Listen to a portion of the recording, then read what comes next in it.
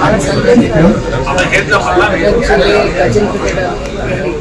ಅತ್ತೆ ಸೊಸೆ ಮೊದಲೇನೆ ಹೇಳ್ತಾ ಇದ್ರು, ಅತ್ತೆ ಕೊಡ್ತೀರಾ ಗೃಹಲಕ್ಷ್ಮಿ ದುಡ್ಡನ್ನ ಅಥವಾ ಸೊಸೆ ಕೊಡ್ತೀರಾ ಅಂತ. ಅಲ್ಲಿನೇ ಜಗಳ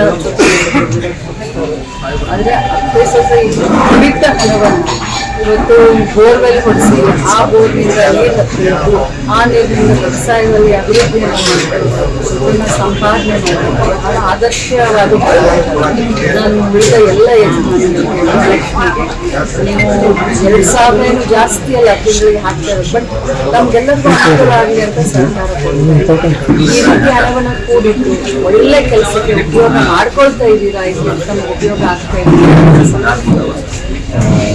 गांधी जो शतमान गांधी परिवार ನೋಡಿ, 200 ವರ್ಷದಿಂದ ದೇಶಕ್ಕೆ ಸ್ವತಂತ್ರವನ್ನು ಕಂಡುಕೊಂಡಿದೆ.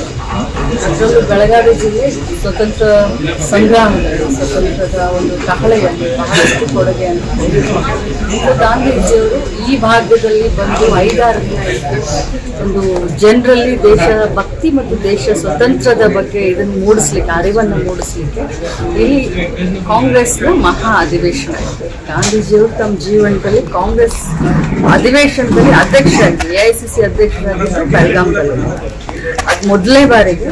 ಅದಾದ್ಮೇಲೆ ಅವರು ಬೇರೆ ಆಗಿದ್ರು. ಸೊ ಬಹಳಷ್ಟು ಐತಿಹಾಸಿಕವಾದಂಥ ಕಾರ್ಯಕ್ರಮವನ್ನ ನಾವು ಗಾಂಧಿ ಭಾರತ ಯಾಕಂತಂದ್ರೆ ನಮ್ಮ ದೇಶದಲ್ಲಿ ಗಾಂಧಿಯ ಆದರ್ಶ ತತ್ವ ಸಿದ್ಧಾಂತವನ್ನ ಮುಂದಿನ ಪೀಳಿಗೆಗೆ ನಾವು ಹೇಳ್ಕೊಂಡಿದ್ದೀವಿ.